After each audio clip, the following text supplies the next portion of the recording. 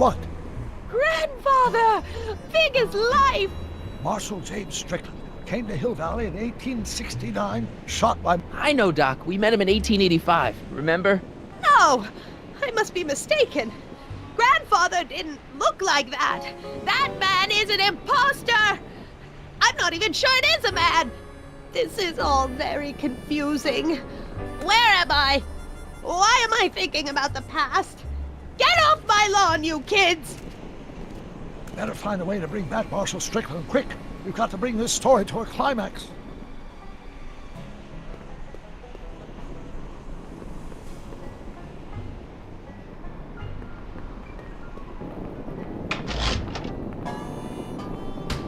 Yeah, I can wait. I'm guessing this mop doesn't get much use.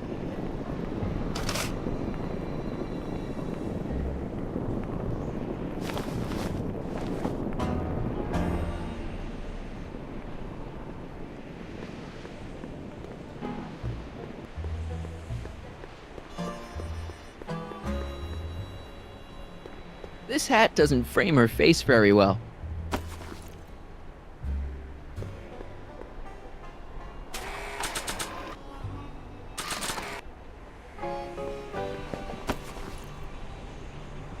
Nice fit. Looks like a Strickland to me. Like my little brother, perhaps, but not like my grandfather. Grandfather was much more, shaggy.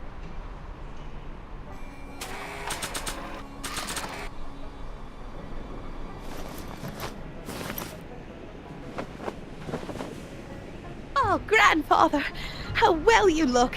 How well everything looks. How does everything look?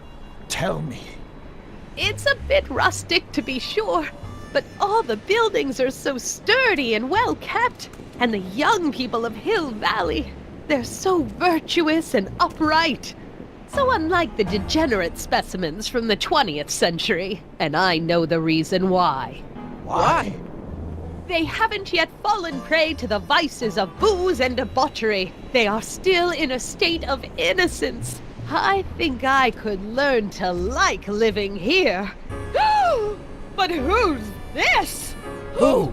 This big lout swaggering up the street, lips curled in an insolent sneer. He's a newcomer to Hill Valley. Beauregard. Tannen. Yes! Good guess. Look at him, acting like a big shot, throwing his money around. Stolen money, no doubt. Why can't they see through him? The two-bit phony! And now his plan becomes clear. He's bought a plot of land in town. He's going to put up a what? I don't know. It's something I don't like. Something evil. This is the key to our mystery. We've got to get her memory back in the groove.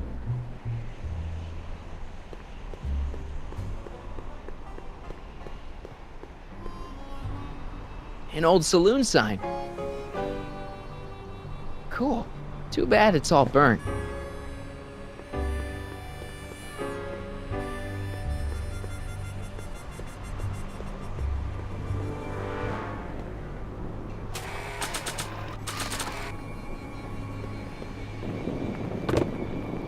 Talk about a watering hole. A saloon? In Hill Valley? Oh, he can't do that! Grandpa, you can't let him do it! You can't let that snake ruin paradise! Well, if they're all too blind to stop him, I'll just have to take the law into my own hands. I'll make sure this sinful establishment never opens its doors. I don't know what I'll do, but I'll do something. Something very conclusive.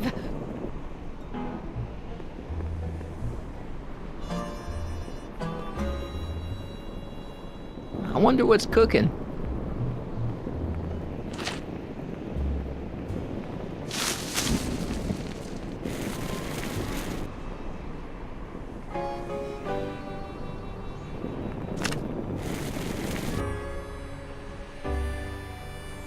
No, you're doing it all wrong. It'll never burn like that. First, we'll need some kerosene. Apply it liberally to the building site. No sense in being parsimonious. And now, watch.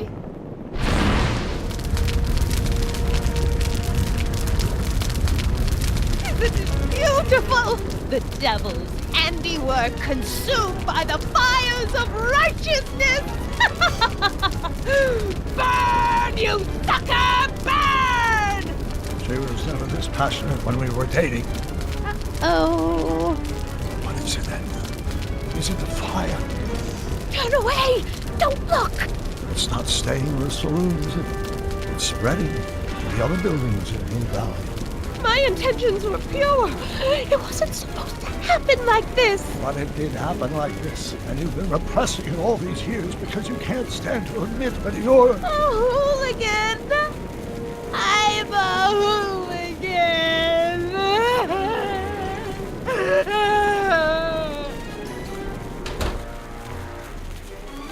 But I lay it on too thick. Here's the story. Black and white and red all over. Huh. Hill Valley destroyed by fire started approximately 2 a.m., July 17th, 1876. Of course, I'm not the real criminal in this story, am I, Mr. Sagan? You set me up for a fall. You and Smirnoff. You made me steal your infernal car. You made me burn down Hill Valley. And now, by the powers invested in me by the town of Hill Valley, I hereby sentence you two criminals to... You! How much have you heard? Enough for a month's worth of headlines in the Hayesville Herald. 2 months worth if you shoot those fellas. I could shoot you too, you know. But you won't, because that would be against the law. And you never break the law, right? This is your cue to skedaddle. Right. Much obliged.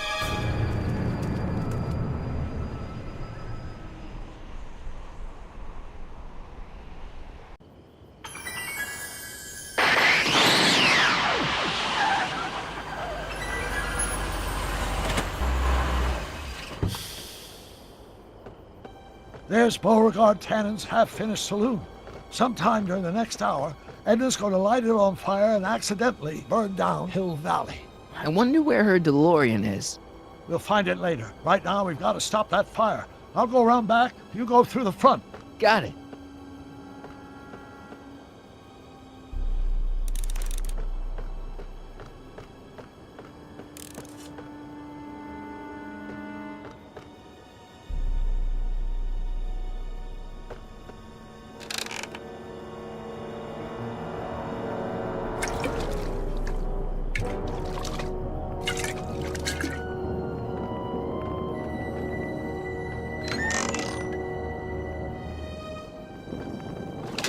Who's there?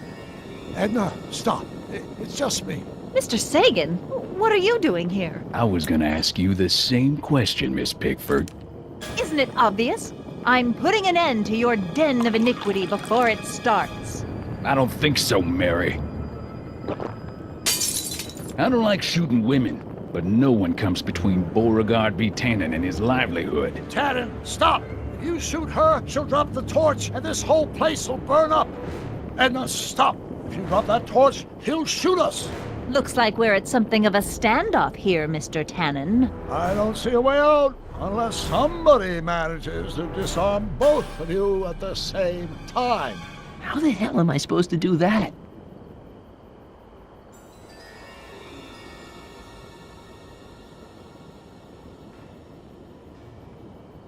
Maybe I could jump him.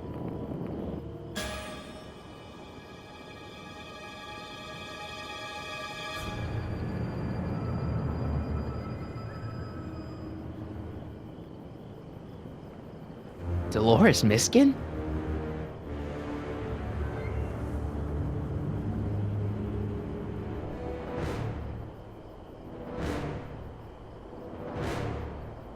Pickle juice. That ought to be handy for putting out torches. It's too heavy to lift. Say, that's a lovely chandelier you've got there, Tannen. Is it French? French? Nah, I got it off a wagon that had the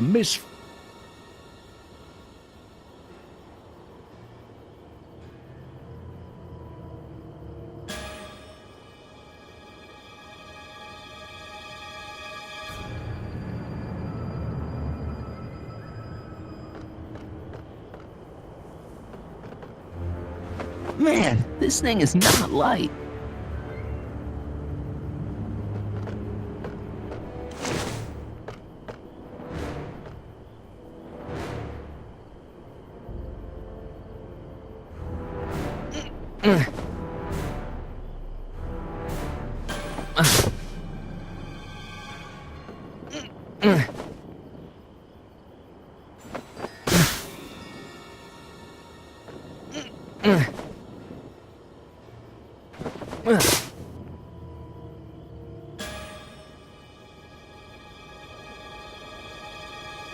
Maybe we can come to a more peaceable solution, Mr. Tannen. Not quite.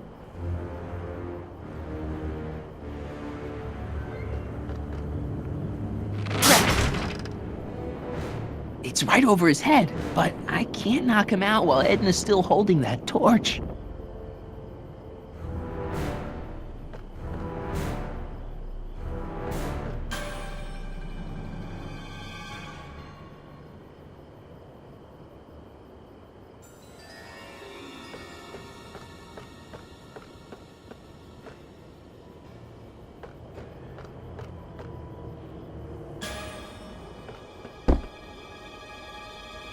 Very pick. Man, this thing is not light.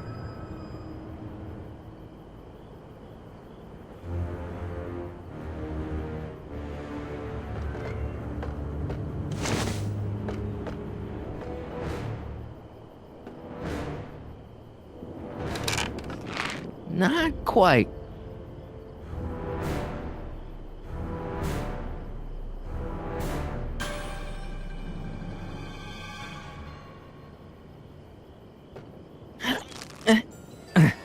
Heavy. What kind of odds would you give me that I can disarm you and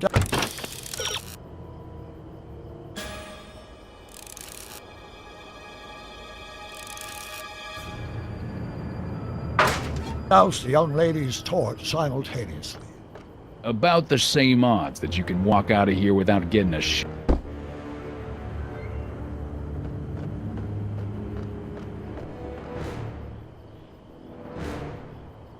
Pickle juice. That ought to be handy for putting out torches. It's too heavy to lift. I wonder what's in these. Oh, stop! Quiet! God. What the hell? Oh, cow crap! There goes all my pickled pig's feet!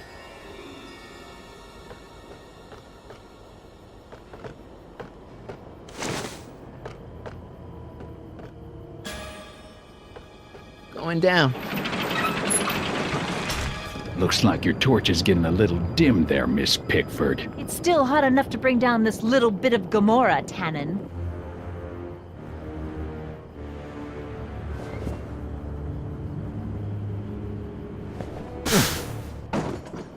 All right, physics. Why are you so hellfire determined?